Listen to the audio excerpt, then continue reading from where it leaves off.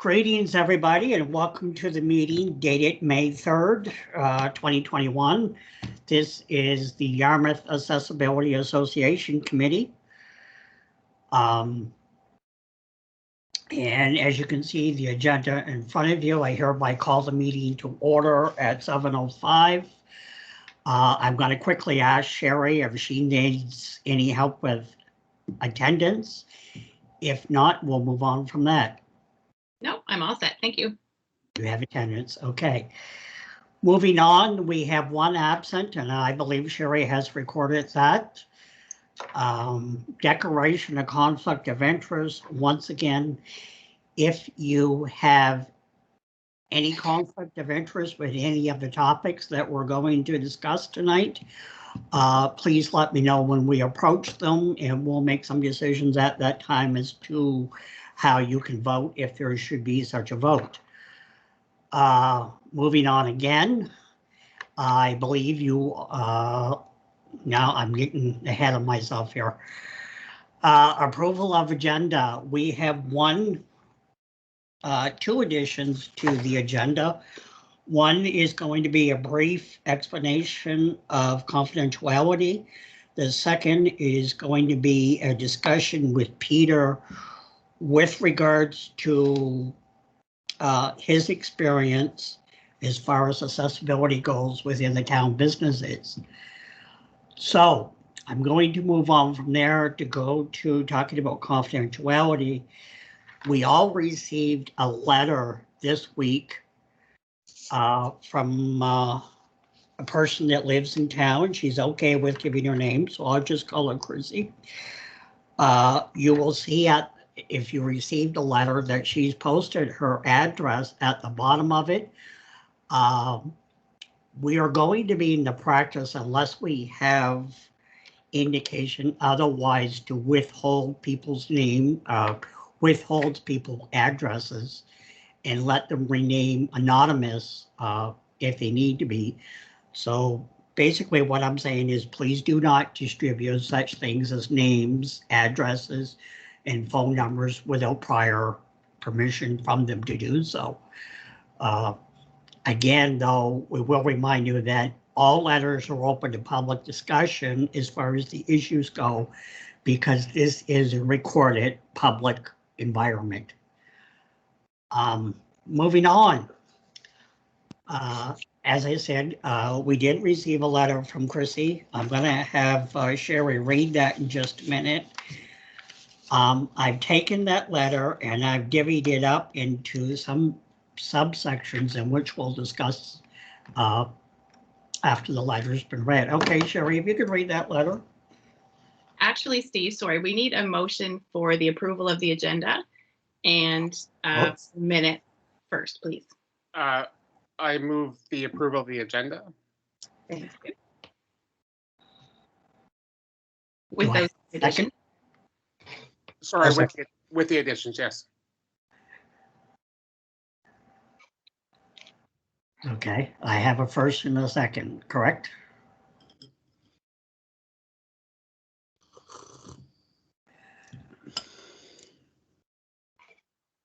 Okay, then I hereby accept the approval of the agenda with two additions.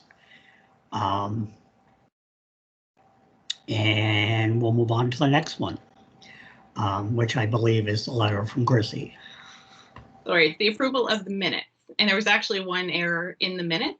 I had Lori as both present and absent. She was absent, so that was my mistake. Okay.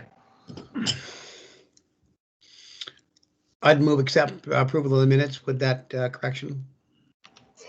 Second. Thank you.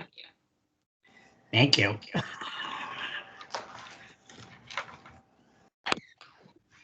Okay, I'm just going to wait for Natalie to bring up the letter for everyone.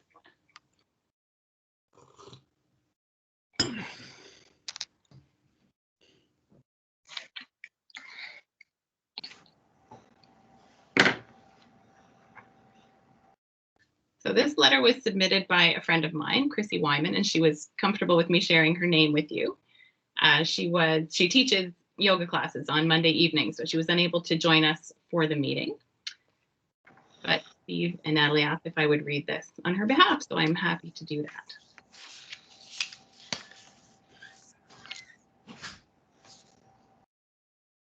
Can you see the letter? Not yet. No.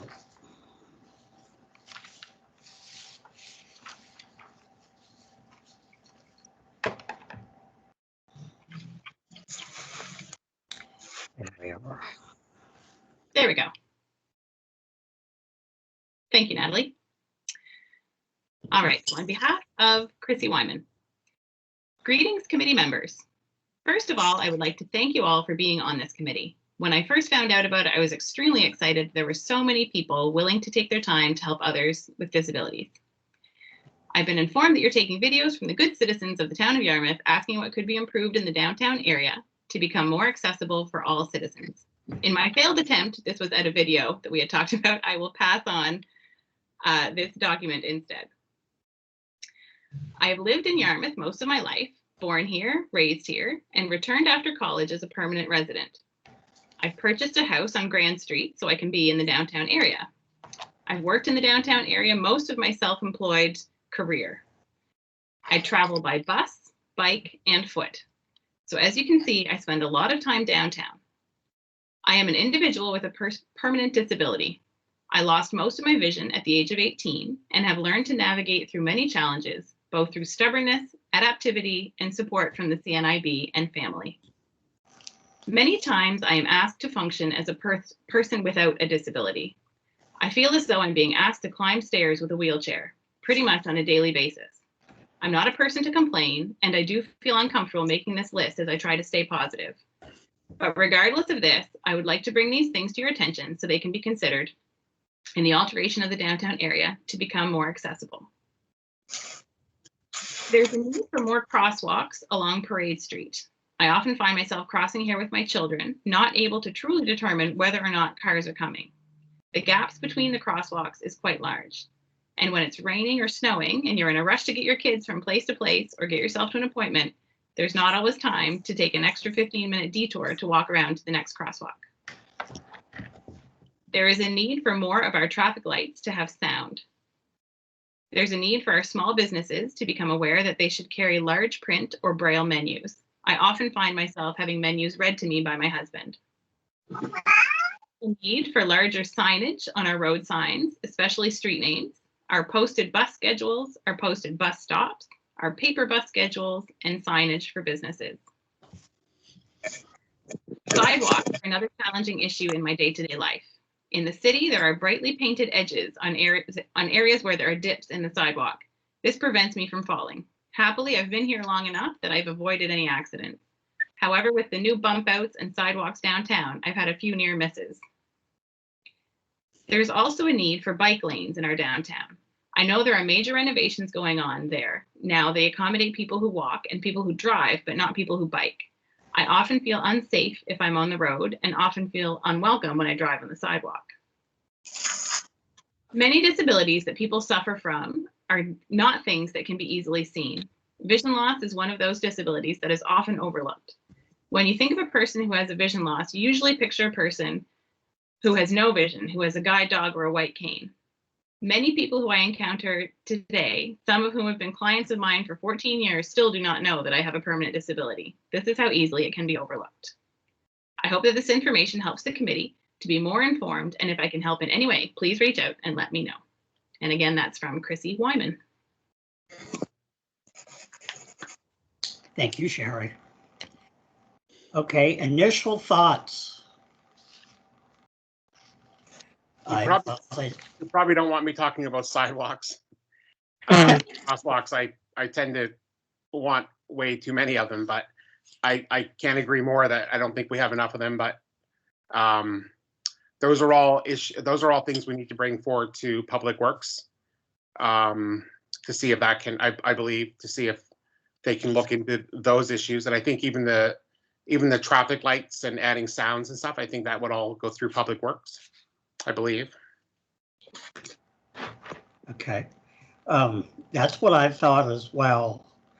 I broke down her letter into about 4 or 5 different categories that maybe we can look at. First, looking at crosswalks.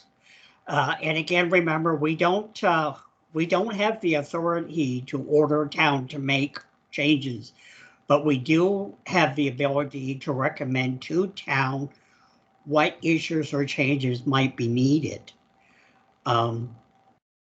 And the first one that I looked at is, as you mentioned right up front, is Parade Street crosswalks. Are there enough?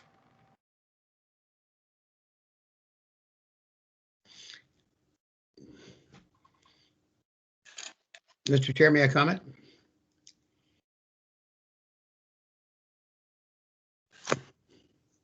Can you hear me, Stephen? Yes, I can. Okay.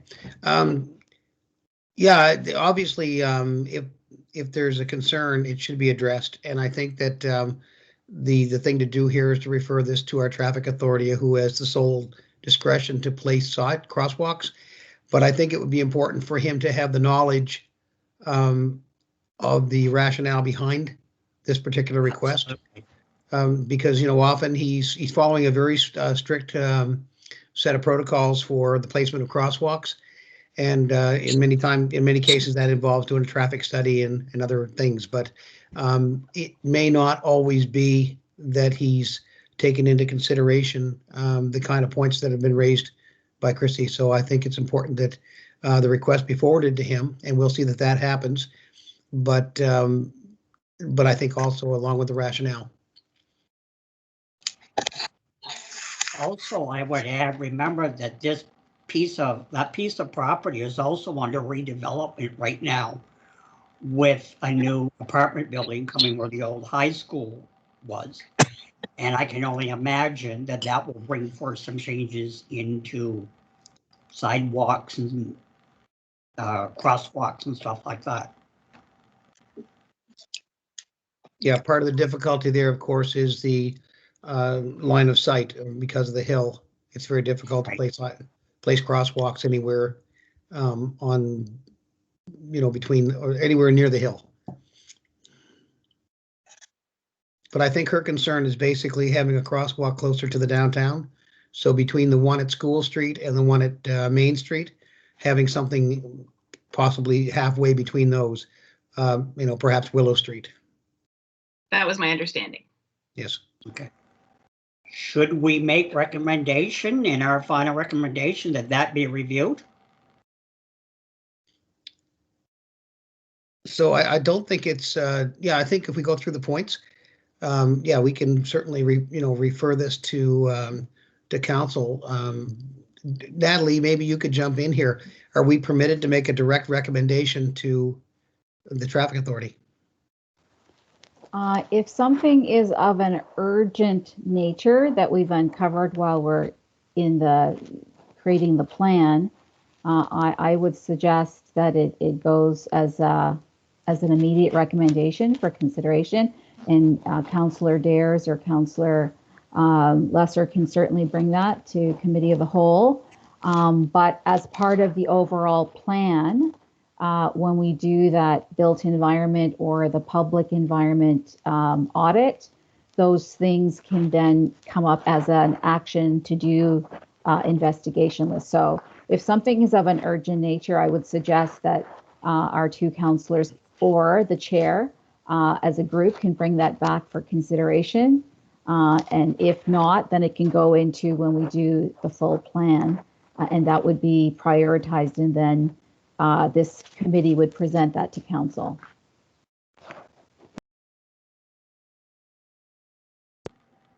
Okay, and so based on that comment, I would suggest that that although it would be a really nice thing to move on quickly, I think it should be incorporated into our accessibility plan. Absolutely. Okay, then I hereby have a motion to include looking at the sidewalks on Parade Street as far as number and ability, or as far as number of them to be reviewed. I hereby have I don't even know what I'm saying here anymore. I'm tripping over my tongue.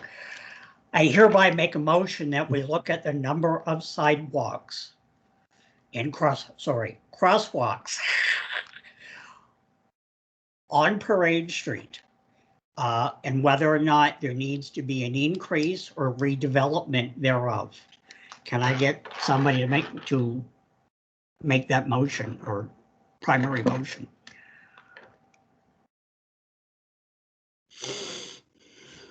Again, Stephen, I'm not sure that we need to have a motion on that consideration. I think identifying that concern and including it in our accessibility plan. So we're having notes of this meeting, and so that will be included in the accessibility plan. I think we're going to get a lot more information along these lines from citizens and from committee members. So I don't think we're going to require a motion on each one just to include it in the accessibility plan. I think it's enough to identify those issues. And again, I'm going to defer to Natalie for a comment if I could.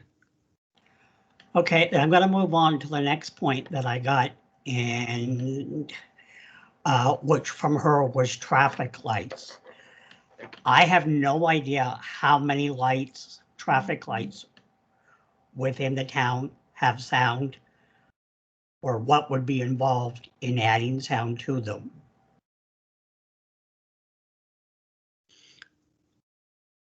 Derek, am I mistaken, or was this not mentioned at the latest committee of the whole meeting? I don't remember actually. The sound is the countdown for crossing, right? Yes, the audible sound that accompanies the green walk light. I don't remember it being talked about at committee of the whole, but I have a feeling it might be at the next one.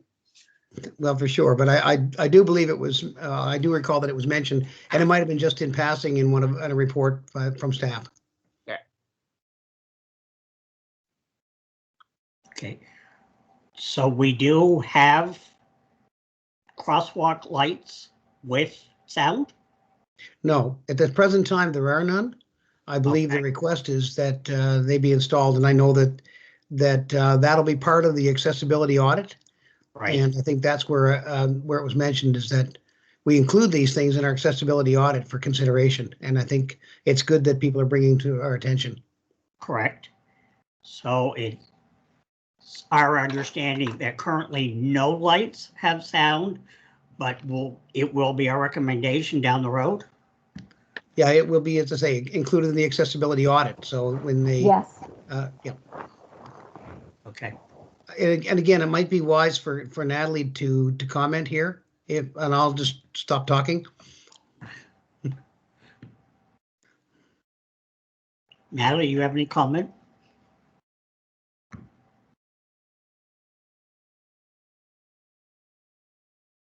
Okay, we may have lost Natalie.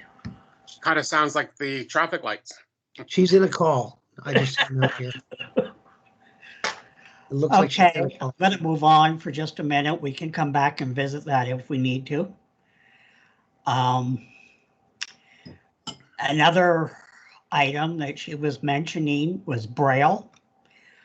And she specifically started talking about bus services.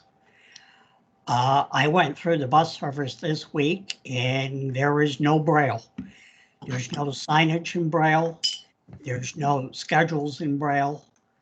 Matter of fact, the only Braille that I found in town was on the bank machines, and the street light buttons do actually have Braille, which I find a little ironic now that we're talking about them not having sound, but they have Braille buttons.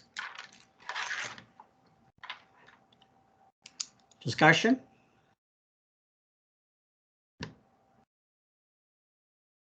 I'm wondering what's involved. I mean, I know this is gonna hopefully go past in the next few months, but I'm wondering what is happening with Braille now that with COVID, and they would obviously be high touch surfaces, and we don't need to worry about it in town because we don't have a lot.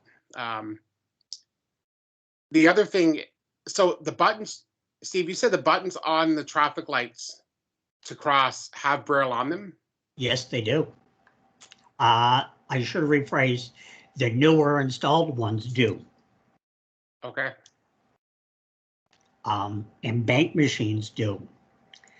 I'll add a sub-note here. I am going to reach out because unfortunately, I am very unknowledgeable about Braille services. And how, say, if the town adapted a Braille menu or a Braille bus schedule, how that would even be printed or anything like that. So I'm going to reach out to the CNIB and see how such services could come about. But I do recommend that we include in our final audit that Braille bus schedules, routes, literature as much as possible be translated and made available in Braille, if it's possible. She's also referring to, I think, us encouraging restaurants Yeah. to have Braille menus as well. I don't know if that's a separate item, but yeah, it would be kind of a neat thing to push for us to, put it out there. And if we could find out how to properly help them get that made, that would probably go a long way. And I'm thinking restaurants would adopt that. And I think large print is a big thing that's often overlooked as well. And the CNIB could provide information about the specifics of font size, font type, contrast, and all those sorts of things as well. Please.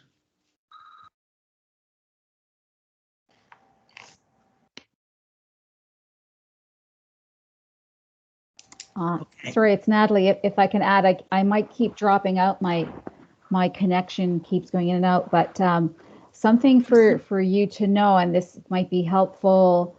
This will be helpful to the town as well as businesses. So there is a small business accessibility grant that's currently available from the Department of Municipal Affairs. Actually, no, Community Cultures and Heritage. And that grant allows a small business to access funds for the purposes of improving their built environment, but also for their work environment. So it's not only for the employees, but it could be for a restaurant to create the menus, to have POS systems, touchpads. These things are in the infancy in people thinking about, like, accessibility is not top of mind, but it will become top of mind in 2022 and 23 as the province puts in more of those regulations of what is required in the private sector. So today, just to stress that small businesses can take advantage of the Small Business Accessibility Grant, and it covers a myriad of choices that the business owner can take advantage of. And some of the grants are up to 75% of the item, just to mention that.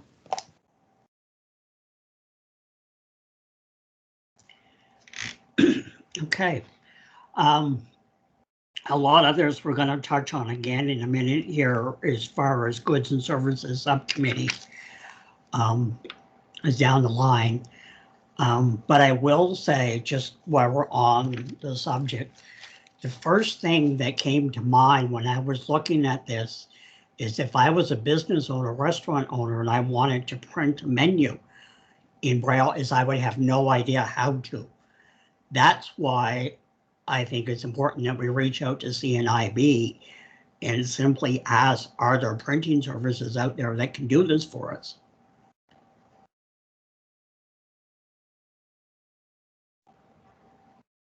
Discussion?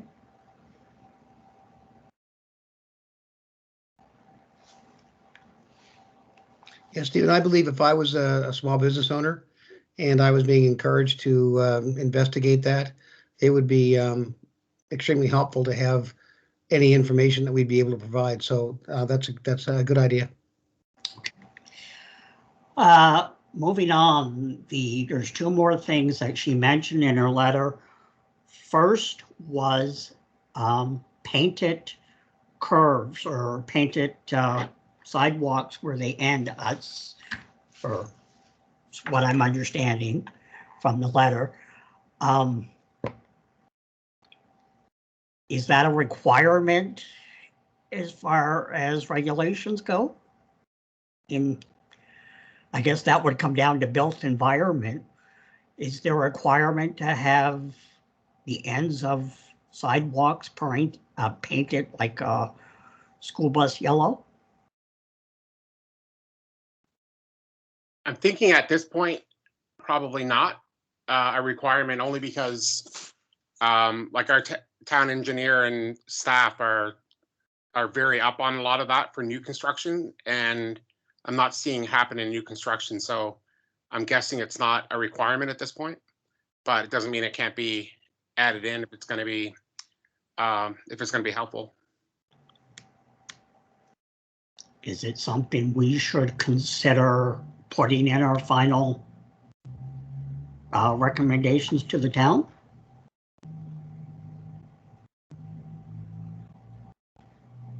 It's Tanya, Steve. I just have a question for clarity there. Is it, and I must have missed it, but is it a request for colored crosswalk? Like, Crosswalk, no. It's more when we come down on the sidewalk. okay, First of all, we have the new grid. And then what I'm understanding is she means where the sidewalk meets the pavement. okay, I missed that. Thank you. Sherry?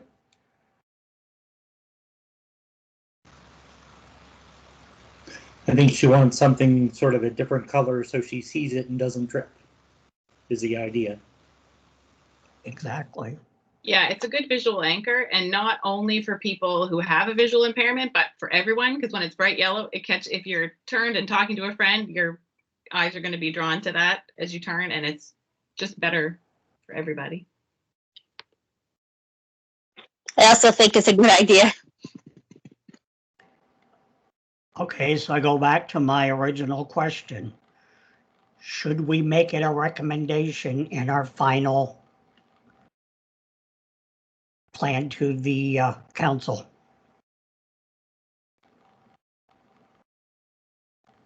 Would it be part of the audit process? Yes. Probably. That makes sense to me then.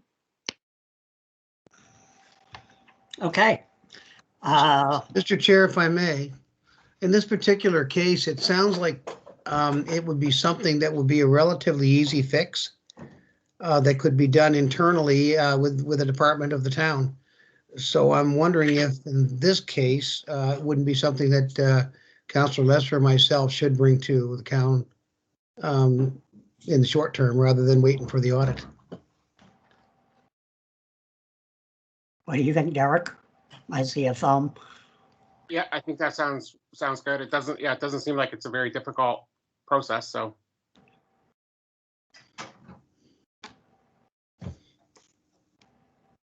Okay.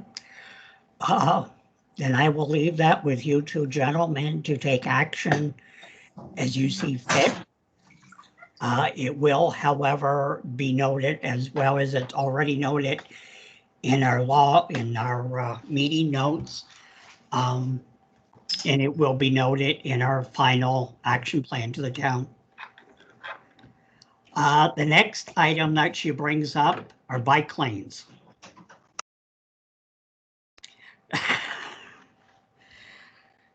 That's a tough one, considering I know the town has already spent thousands on Main Street renovations.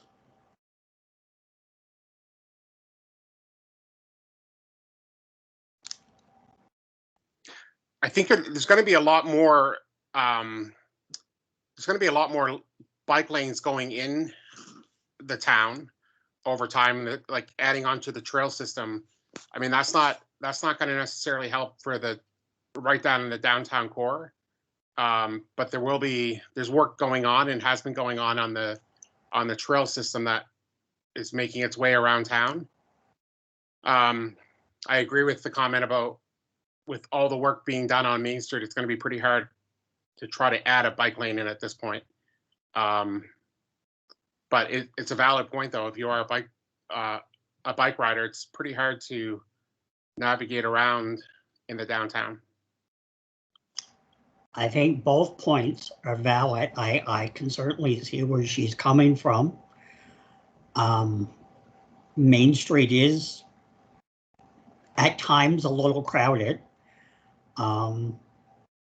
In the possibility of putting in a bus lane, or excuse me, a bike lane would involve total redevelopment, I would think.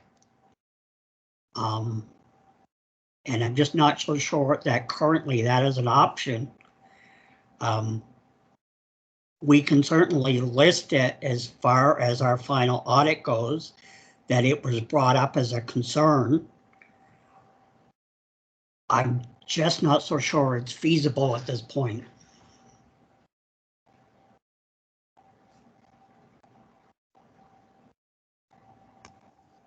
Discussion? I believe the only way it would be feasible is if we actually made Main Street a one-way street. And that has come up as discussion before of having a lot more one-way streets, like Main Street could be one way and Water Street the opposite. I mean, that's come up a number of times, and it does gives a lot of options for a number of things, including a possible ATV trail down the road. But I don't know how popular of a decision that is or what would be involved there, but I do know people have mentioned that before. Okay, well, that's all the notes that I made on Chrissy's letter. Did I miss anything, or does anybody else have any final comments before we move on? I would like to make a recommendation that we certainly make a reply to her letter with regards to the outcome of this meeting, and at least thank you for her input. Okay. That sounds really good. Is that something you'll look after, Steve, or? Yes, I can look after that. Okay, thank you. Okay, moving on. Business. Work plan deliverable updates, and that goes to Natalie.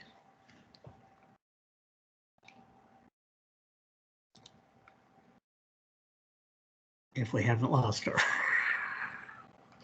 Can everyone see the screen?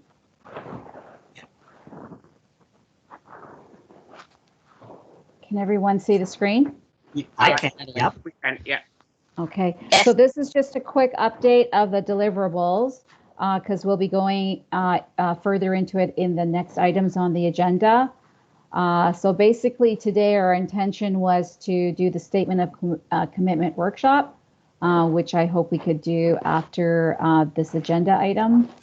And we'll have more discussion, Mike and I, on some findings on how we can host a community meeting based on the discussion we had last month, and as well to update on the town council engagement session as well. So those we have to really come out with dates of when we can host those two items. Tentatively, we have late May into June for both of those. And then the audit, Francois will be speaking to that later in the agenda. But what I want to, he'll bring you up to date on where he is with the audit, but I want to bring you up to date on one item. So we had a list of the built environment spaces and the public spaces that basically added up to probably 6 months worth of audits. We have one staff person that has been assigned to do that, and we don't have 6 months of his time to do it. He has 2 other jobs to do during the business day as well.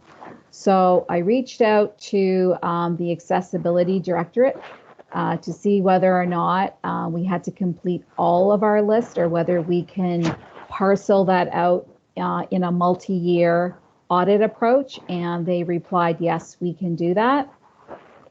And so what we are doing is identifying for this audit year that we would complete the audits of the buildings and spaces where we have the most amount of public traffic, such as Town Hall, and the soon to be, I hope, reopened old YMCA building, because some repairs are going to be happening there. So, and then the public spaces. So Francois and Jane are going to look at that list so that we can make it doable for this year. And then we will identify the other ones that we will do over the next couple of years. And that is acceptable to the provincial body. So I'll let Francois speak to the audit later. So that's the end of the update, unless anyone has any questions. The only question I've got is, will this lockdown extend that process? No. So right now, Town Hall is closed to the public. So Francois is able to schedule his time to go and do the audit in Town Hall. And similarly, the old YMCA building it's not occupied, so that can be done. Outside spaces are even friendlier for audits. So unless, Francois becomes incapacitated, and Jane will be doing the background paper report, we should be okay. So now we've sized the job based on the resources available. So I feel more comfortable on behalf of the committee that we can execute the critical path of items and then move that into future years. So I'll let Francois talk about what he's doing when it comes to his section. I don't want to steal his thunder. Okay. The next I have, council experience event update, which you talked about. I would like, so Mike Harder is, Mike, can we talk a little bit about what we experienced last week with regards to finding out a little bit more about the virtual platform?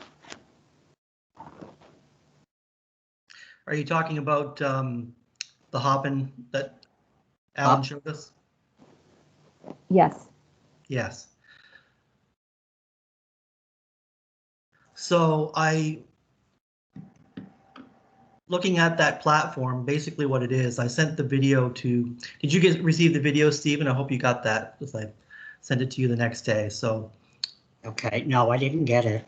Oh, okay, I'll send it to you again. If anybody else would like to get the video where we had our demo last week, just to see how it works, I can send it to you. Anyway, what the platform is, it's basically a virtual environment. It's a virtual venue, so we can use it to bring in, we advertise it. It's kind of like a Zoom meeting, but much more powerful, Zoom webinar, if you will.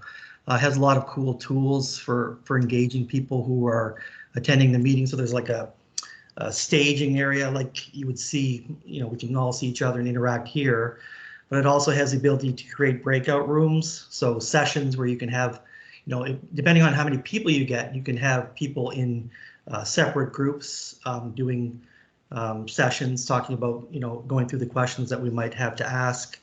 It has the ability to have polls right in the conference as well. So it has a lot of tools that we wouldn't necessarily use. It's quite powerful, but it's pretty robust, and it should do everything we need to do for online sessions. If we want, we're going to go that way by the looks of things.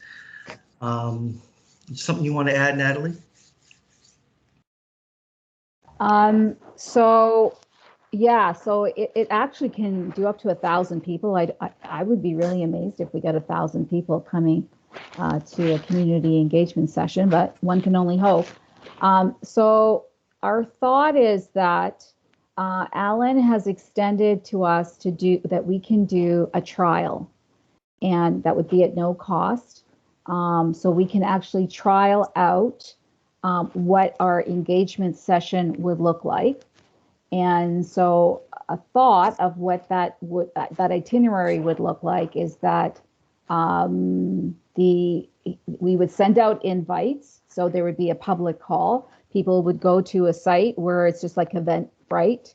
They would then register. We can identify what information we want to capture when they register. So we can get, that what their postal code is, email, just very basic information. Then they would come to the meeting on that day. They would go into what we call a reception room. And then once we have enough of an audience there, then they would move in to what we call like the general stage. So at that time, the speaker, let's say it's Steve, would do the welcome, and we would get the mayor as the ex officio to do another welcome. And then someone would talk about the agenda for the day. And then there is the ability for us to do the survey. So whatever we do in the community engagement session, we have to replicate that in the Get Involved, in the base camp with Tracy. And if we have an opportunity moving into June, public health, ability to do so, we would then have it in those smaller sessions, in-person sessions that we talked about. So whatever we do in the community engagement, we will transfer that to all of the other areas. So after that general welcome on what we're doing, we can go into the survey questions and it'll pop up on the screen. People answer them, and then we get all that data, and they call it backstage, that we can then aggregate and use that as we would if you were doing a Survey Monkey. Then it would be the breakout session. So there are a couple of questions that is within what we want to do that's recommended by the accessibility toolkit.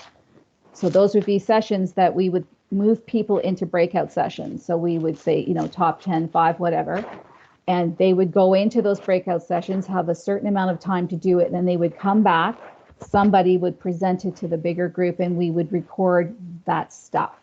And then basically, this also allows you to do networking one-on-one. I don't know that we need to do that in this type of format. And then basically, we would collect the information, tell people what's happening when we would collect the information, when we would get it back to them, close the loop with them, and then the session would end. So this platform allows all that to happen. So what we want to do, if you guys are agreeable, is actually set up this trial, and some of you would actually be the ones that are the general audience. So you'd be experiencing it as though you were the invitee, and then some of us would be doing all of that other hosting stuff in the survey. So Alan's open to helping us pull that together so that we can try it out to get a comfort level, and then if we're all good, then we can use that to establish the larger community engagement. Thoughts? It's almost exactly like, I mentioned earlier, I was in a national conference today. I think there's 700 people in it, and it feels like I've done the virtual, we've all done the virtual thing for the last year, and it's very Zoom based. This actually feels like a conference. Like everywhere you go, you have a name tag that follows you. There's a vendor booth set up, and it actually looks like a vendor booth. You can ask to talk to people, chat with them. When you go into sessions, you have the main speaker, and then they can break you off into breakout sessions, back in when they want. It actually feels like a real conference, which I didn't think would be the case, but everybody on there is commenting how well it's done. And I think what they're like, it's many thousands of dollars that they spent to build this. And Alan, like, this is what Alan does on the side. And he's got I think his is actually more powerful than, actually I know it is more powerful than the one we're using. So it's an awesome offer that he's making there. I agree. So, yeah, I think it works from a financial point of view. The cost is $2 per person that's invited. And obviously, as a town event, there would be no charge to the people coming in. That would just be the town's cost of running the event. So that's all of the kind of logistics behind the scenes. But Derek, you're absolutely correct. It's it's very much a virtual conference. So if everybody's agreeable, unless there's any nays, Mike and I can go back to Alan and we can start to get organized so that we can then come back to you with actually doing a trial. It would be outside of a meeting like this, or maybe it is a meeting, but instead of us having a formal meeting, it's just to experience running that event. Is everybody okay with that, or have any more questions? I think that sounds great. What was the name of the program again, please? It's if you go to hopin, HOPIN.com, you'll get a good overview. I'll send the video link out. I should have sent it to everybody before, and you can watch the demo that Alan gave us as well.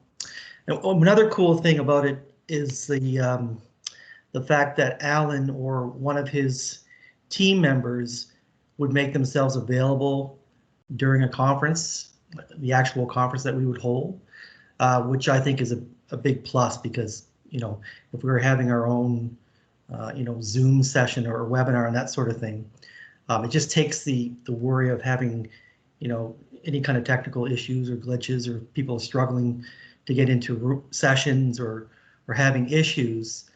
They can handle that side of it for us, so we don't have to stress about that. So I think that's another added bonus.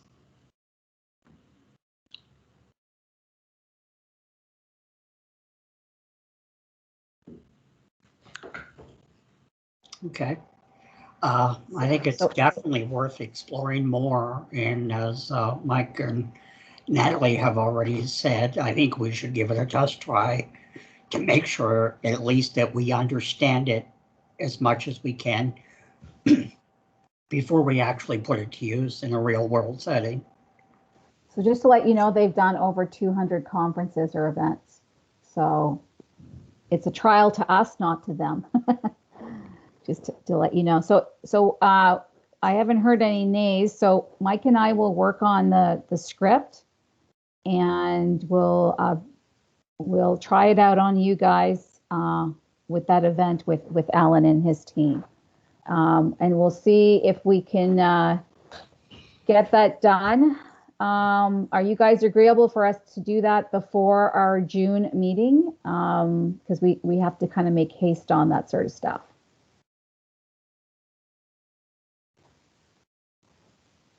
Okay, so we'll arrange to set up again on a Monday evening around this time, 7 o'clock, so that and we'll try to schedule that, give you guys 2 weeks notice on that one. And so once that's good to go, then the communications team will take over with doing the promotion of that. And then again, so a thought that came out is, because that session will be recorded, the front end of that session where Steve and the mayor are talking, just introducing and welcoming everybody, we can actually use that.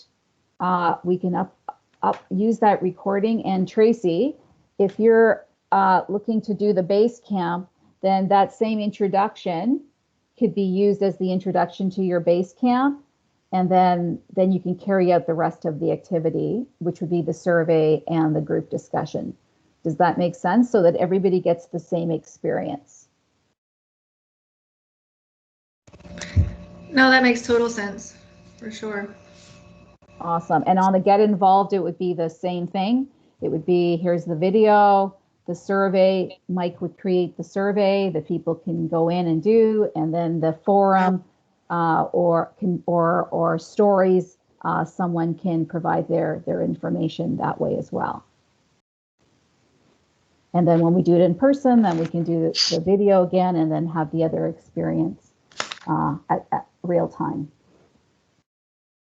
Awesome. Mr. Chair, could we move into the town official experience?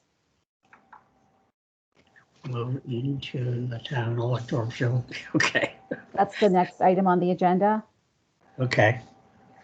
The town electoral experience? The elected official experience.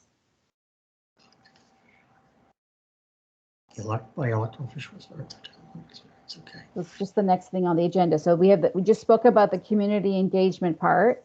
And then the next thing is in our deliverable is to create an event where the town elected officials, and the last meeting that we discussed having firsthand experiences presented to council. And we said that in the form of a 10 to 15 minute video of different video clips. So in the community engagement session, if we do a really good job between the Yakro version, the big community one, perhaps also on the Get Involved, we send out to the public to do, a 30-second video or a 60-second video or whatever the time limit is. We could then take those video recordings and then we can edit them down into the 10 to 15 minutes. So we can use the community engagement sessions across the different platforms, aggregate those together and bring them into that 10 to 15 minute video experience that we talked about. And then at the same time, we could ask for volunteers that did those little clips, whether some of those would like to be invited to the virtual meeting to speak about their experience, Q&A with council directly, similar to what we did with the previous, actually, no, but that was a video recording. So again, we can have the 10 to 15 minutes, but maybe have 2 or 3 people who want to speak with council at that session and have question and answer. So that's a thought around that format. I don't know if we can ask Gil or Derek what they think of that. I think that sounds really good. I think video is an excellent idea. What kind of time frame were we looking at again for this? Because my only concern is to make it, well, I won't say get as many people involved as possible, but to get a diversity of experiences involved as possible. In the midst of a lockdown, like for example, I don't mind talking about hearing, but at the same, or my hearing loss experience, but at the same time, I don't necessarily want to be out recording in the midst of a lockdown. So the recordings are done in a session just like we're on right now. So again, in this community engagement platform, people can break out into a room where they're by themselves and they're just recording.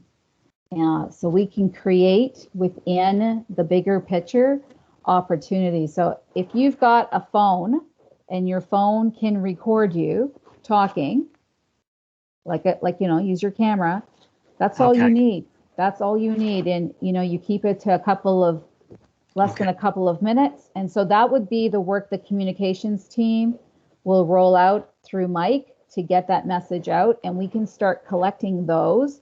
And we just have to be able to your point, if you want diversity, is get as many in, and then we can do the editing here.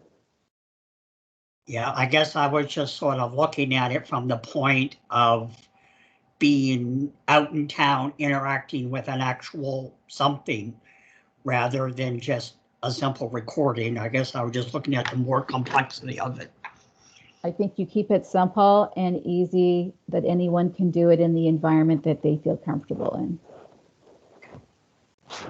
Well, then I would encourage that we get as much diversity as involved, like somebody with vision, hearing, mobility, and sensory input. So is that okay as a concept, guys? Because if that is, then we will build that into the itinerary, how we plan that community engagement session, and then Tracy as well in your session. Again, whatever we do, we're going to do it consistently, and Mike is going to help guide that, and Tracy as well, since she's doing the base camp.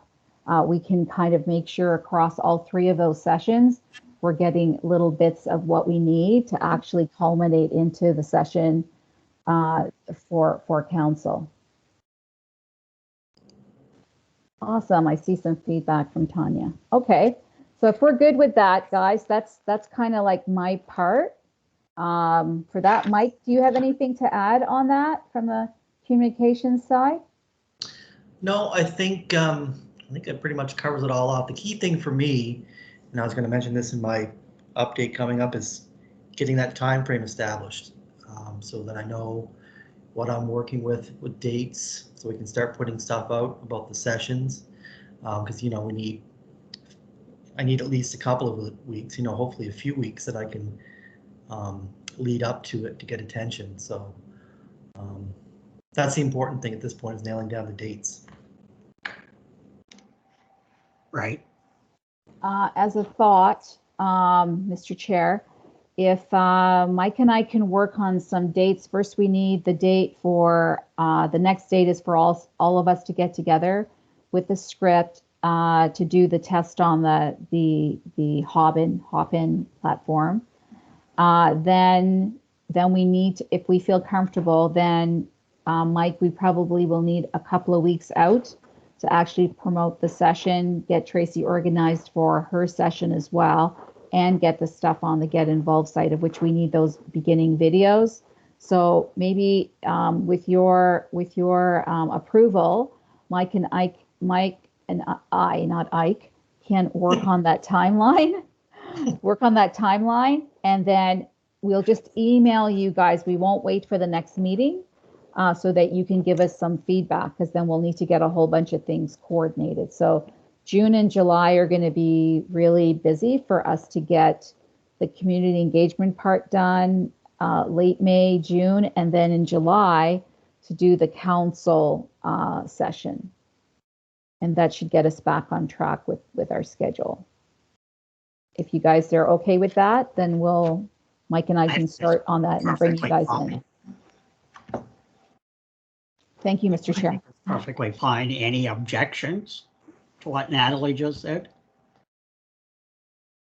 I just have a question, Steve. It's Tanya. Is there a list of like sites that information is going to be distributed through? Like, I'm just curious. Do we have?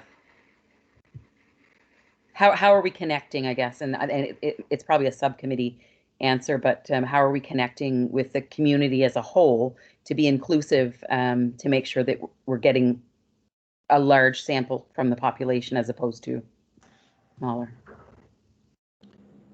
That's a fair question. So if I can answer that. So in our last meeting that we got together, we kind of did some brainstorming on that. So part of that is the outreach with YACRO and their diverse membership.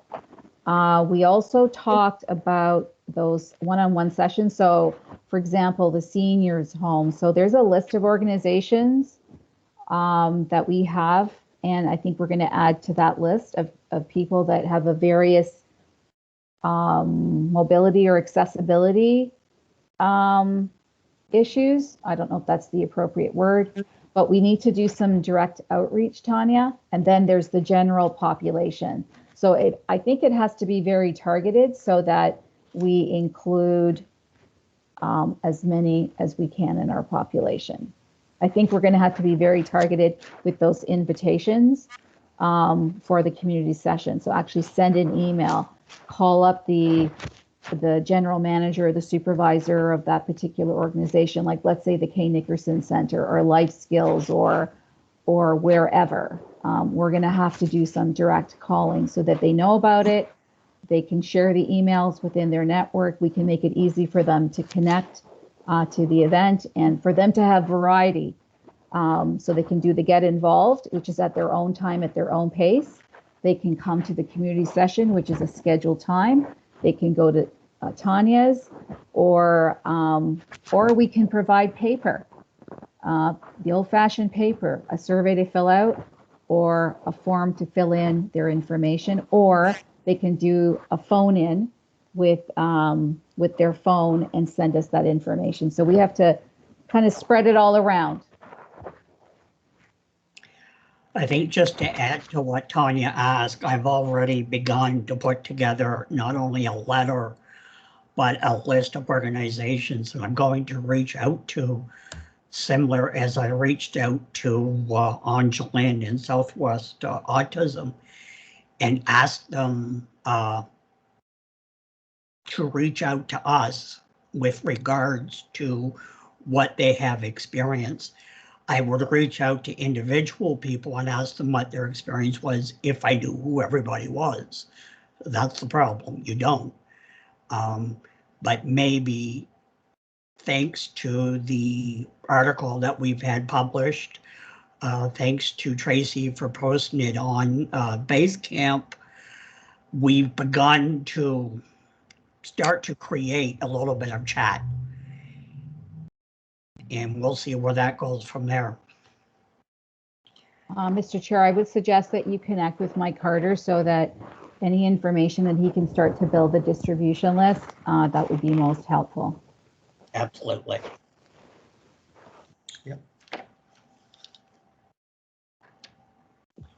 So just, it's Tanya again, sorry. Just for clarity, I can appreciate the fact that we're going to connect with different organizations and committees and whatnot, but in terms of the general public that may not be associated or attached, which I think that the letter that we read earlier certainly sheds light on the fact that not everybody, you know, is connected to a different organization. I have 2 sons who are deaf who are connected to no organization. And so when we want to connect with the general public, is there another platform that we're using outside of reaching out to each of those organizations? Are we going to use, I don't know, like, and I'm just throwing ideas out there, like the Lobster Bay, or are we going to put it on CJLS, or is there a way that we can reach the general population not connected to an organization? Yes, and that's all, Tanya, that's all in my communications plan. So okay, when we have these dates nailed down, I'll be hitting people with everything basically. So it'll be our social media with boosted social media posts. We'll do radio, we'll do Vanguard, we'll do Southwest Wire, where the guys had their article last week. You know, we'll hit them everywhere I can find. great, thanks, Mike. Yep. Mike, is that your communications update? More or less. Yes, Not quite. I had a couple other things to mention. Tanya, and I would also say, like, at the college, I know that the school's kind of almost heading to recess, but is it something that you see that you can also reshare? I mean, that's all of us on this committee, Lori and Peter, all of us have friends, all of us have families, all of us have our own networks. So it's not limited to this little private circle. It's like Councillor Dares and Councillor Lessers and all the councillors, they have networks. So, you know, it's for us to share. It's not a closed engagement, I guess is what I'm saying. Even if we put it on the radio and print, there will be a group of people that say, I don't listen to the radio, I don't read the papers, I don't go on Facebook. So I think we have to use our own networks as well. I'm sure Mary Nat would be very happy to distribute that information as well within the college through our student services, which reaches a lot of people in all 3 counties. Yeah. Awesome. Okay. So I think we're done. Mike, was there anything more for communications? No, well, I think I'm just looking at my notes here. I think we covered it. I was just going to say, Stephen had mentioned the article. I'm sure everybody got a chance to read it. I sent it around to the group. Great job to Natalie and Stephen. I think it was very well, it came across very well. Gave us a good boost in terms of recognition, getting that out there. I spoke to Tina again, and she is ready when we are. So we get these dates nailed down. She wants to do a piece in the Vanguard, and it'll be, you know, like the Southwest Wire article that introduces, in the sense that it introduces the committee and the goals, but it'll also help to promote those the community engagement sessions. Wade, I spoke with Wade Cleveland again, and you know, they're not bringing people into the studio right now, obviously, but you know, they're doing interviews over the phone, and they're definitely interested in doing a weekender spot, which would be helpful to help you know, to push the engagement sessions. And I think that's about it right now. We covered the rest. Okay, I think just to wrap up everything that's been said so far, we are definitely open to the idea of using every possible network we have to reach as many as we can.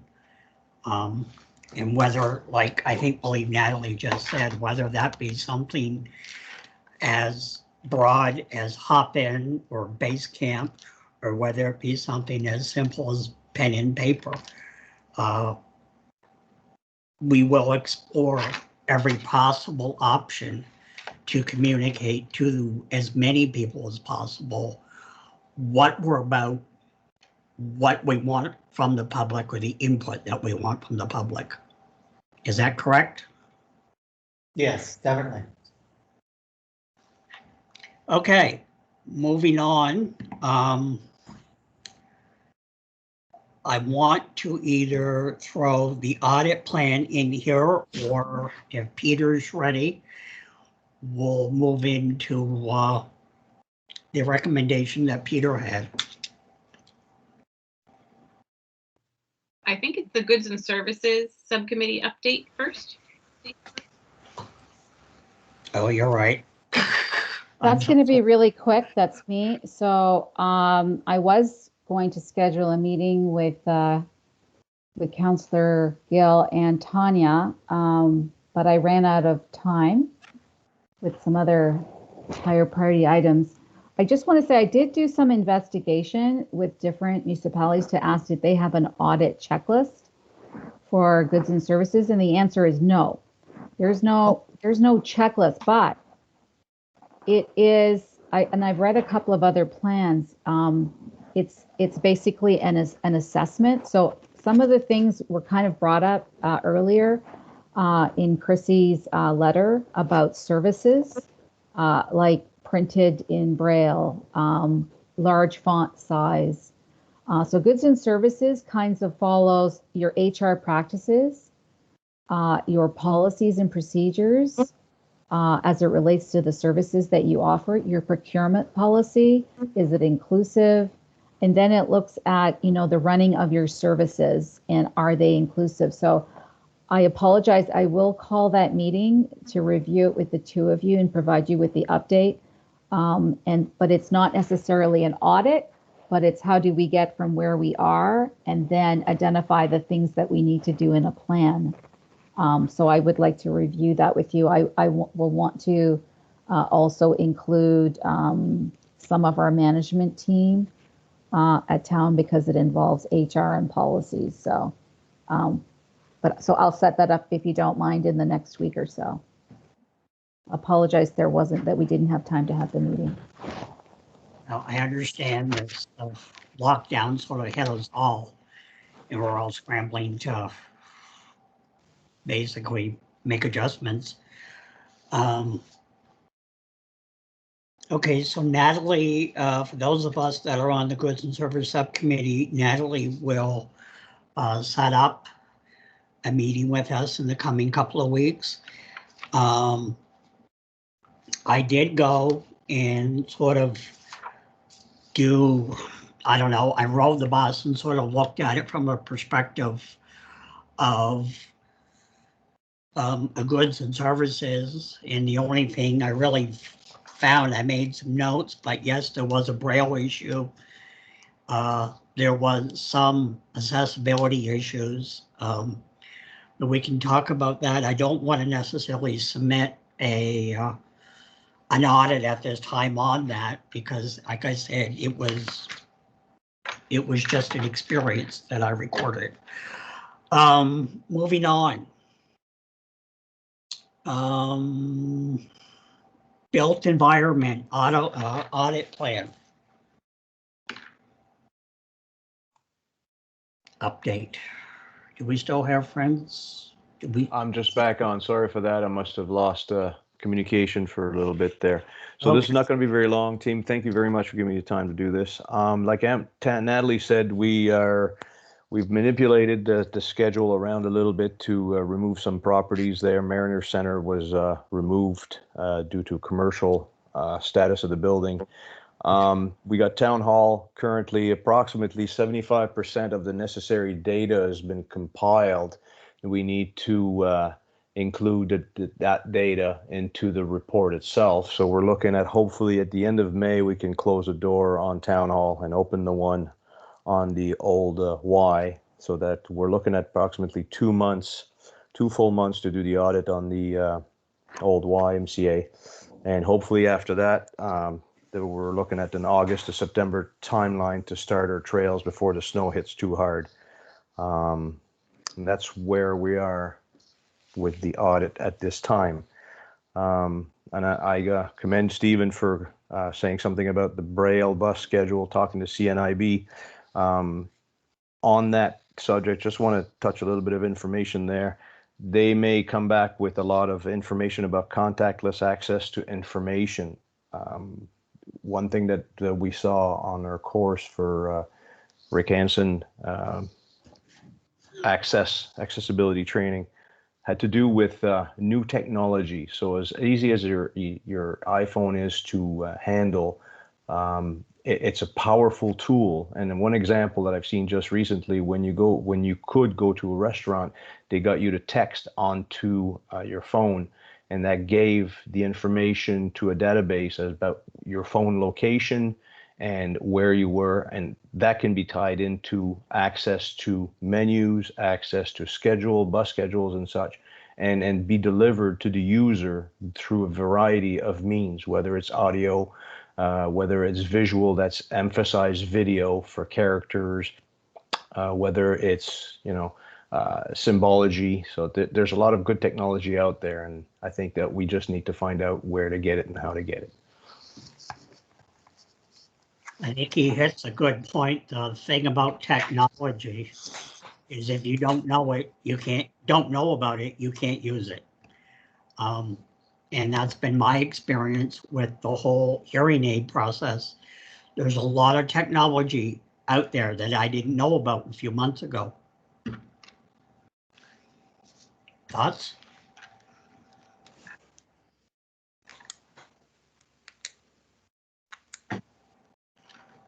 Stephen, I may have to call you about that. I just got approved for hearing aids, actually.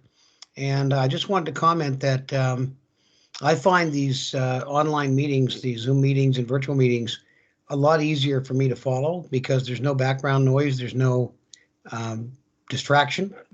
And so it's a lot easier for me to follow these meetings and participate than it is to sit at a council meeting in town hall. And I don't know if you know yet, Gail, there is closed caption on Teams. If you're not using it, I'm sure we can reach out and show you how to use it. Yeah, I mean, I'm just saying I've been approved for hearing aids. It's not that much of a disability as of yet, but I just wanted to comment that I really enjoy the virtual meetings because of that. Yep. Okay, does anybody have any more comments, questions, or concerns with regards to the built environment plan audits? I just wanted to thank Francois for that. And I was also thinking about, the importance of those technologies being built into all of our public services. And some are available from some restaurants, some from not others in, private business settings. And it's also important to remember that not everyone has access to the technology. Some people don't have data plans. And so it is amazing and awesome. And I hope we can make good use of it. It's very exciting. Thank you. Could I ask a question of Francois? Yes, go ahead. Francois, you said that you had removed the Mariner Center from the audit plan. I didn't know if that was just for the near future or permanently. Did I hear you say that because of its commercial nature? No, I misspoke there, Gil. I apologize for that. The size of the building did not give us enough time to complete thoroughly. And since I'm learning the process, I'm referring a lot to my mentors within the Rick Hansen Foundation accessibility training. So we decided, Natalie, that it was a little bit better focus for us to do the two buildings, the town hall and the Y, and then concentrate on the trails for the time being. Having said that, if we have more time this year, or if something, opens up, or we get more assistance from other members, then we can go ahead and add up on the list. But that's where we're standing at right now. Okay, thank you. 2021. Yeah, you're welcome. Gail, just to add the Mariner Center, it was a difficult decision for us to make, but it was to allow us to be successful at the project that we need to get completed. But I have provided him with links to where he can do some more investigation. So as soon as I get more information, I will provide it to them because they need to do it as part of their plan. Thank you.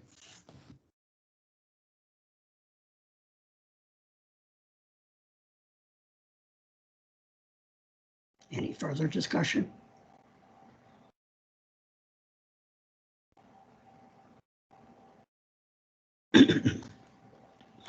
Okay, moving on, we have one additional piece of business, and that was Peter talking about making a map of his experiences with regards to accessibility from a mobility standpoint and perhaps other standpoints. Yeah, I'd spoken with Mayor Mood back in March, basically asking her what she would think of the idea to develop a map showing what businesses downtown are accessible, like the Perky Owl has a ramp to get into it, where there's other businesses. I can't remember the name of the business, but there's a shop downtown that has bubble tea that I'd love to go in and try, but they've got 3 steps and I can't get in.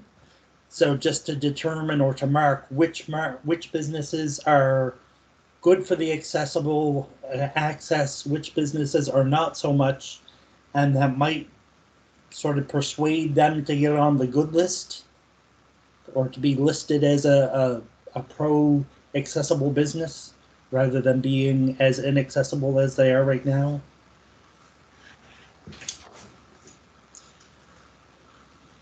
And at the same time, I could check if anybody has visual large print menus and things of the sort that people may be better able to read. Okay, discussion on this? I think it's excellent because it looks at it from a positive point of view. You're giving a pat on the back, an attaboy to those businesses that have stepped up, and you're making it without criticizing anyone else. So I think it's a really good way to approach it, Peter. I'm just not sure where I would post this, if it would be a Facebook thing or if the town would allow it to go on their website, because you're sort of not really demoting, but not so promoting the accessible places. Mike, do you think this is an opportunity on the Get Involved if we did, firsthand experiences from Peter? So, and then we can sort of put his findings and his videos and whatever in kind of like a condensed way on the Get Involved? Yeah, we could do that for sure.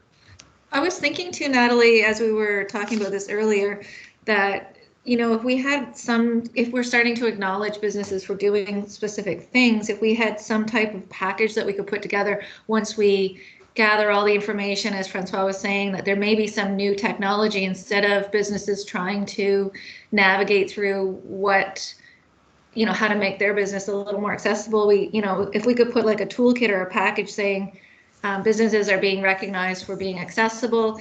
Have you ever thought of doing this? Here's some really inexpensive things that you could do right now. Here's some grants that are available for other more expensive things, and we could give them that information.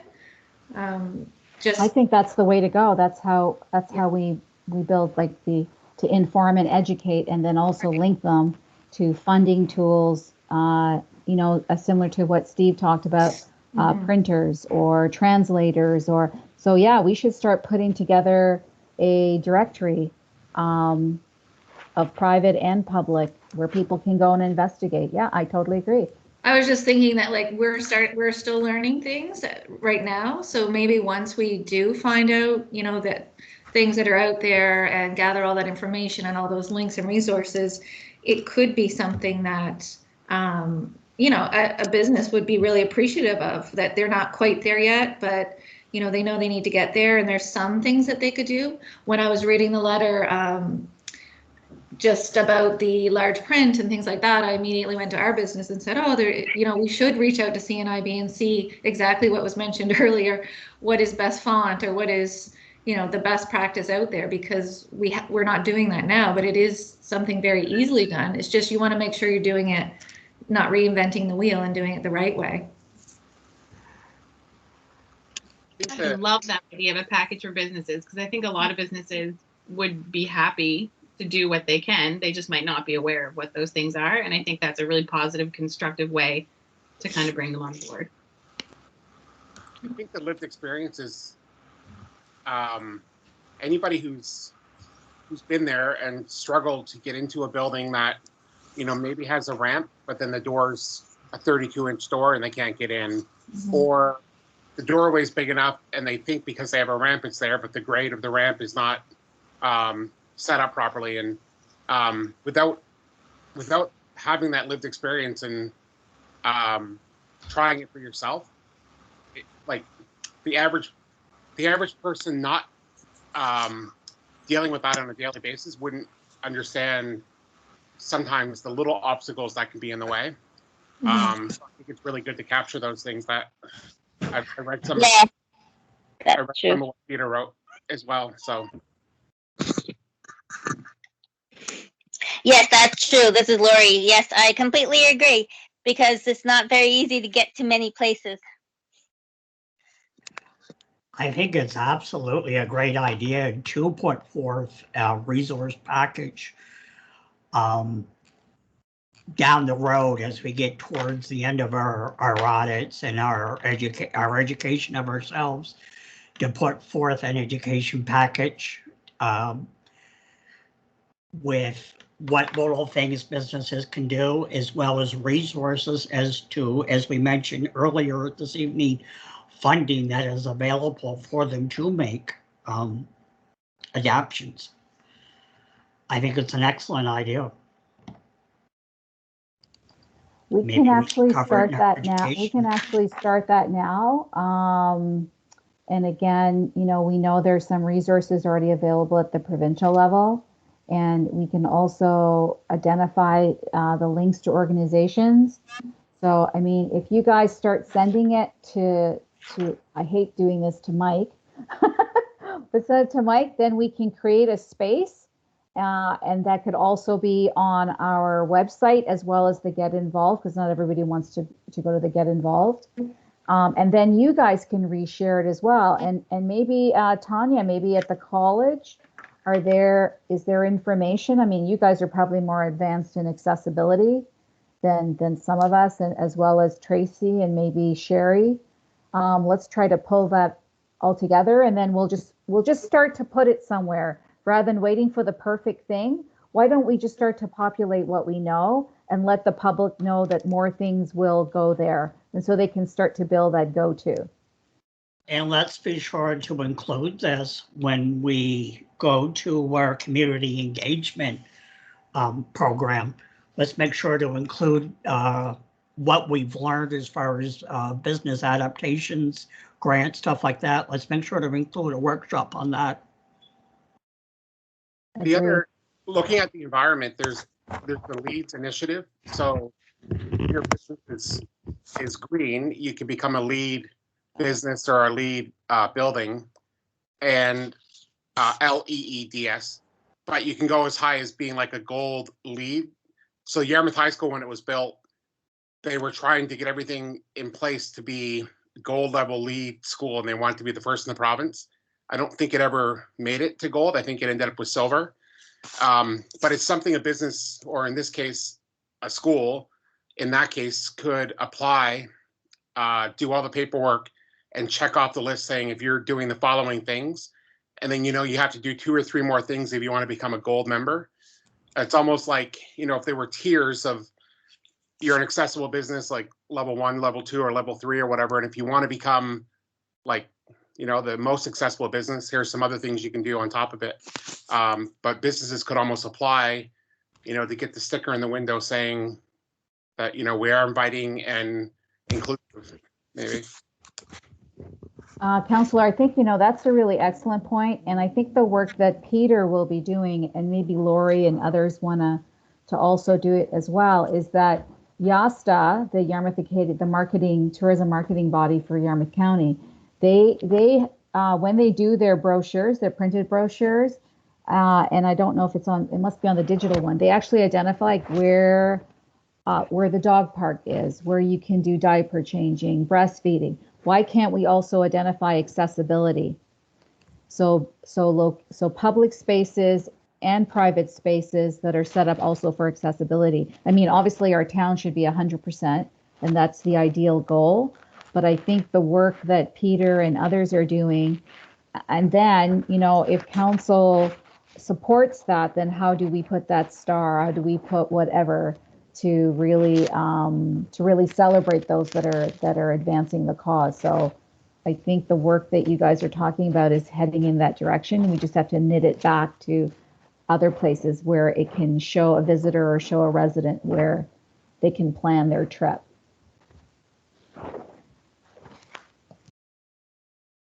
That's a great idea. Any further discussion or thoughts?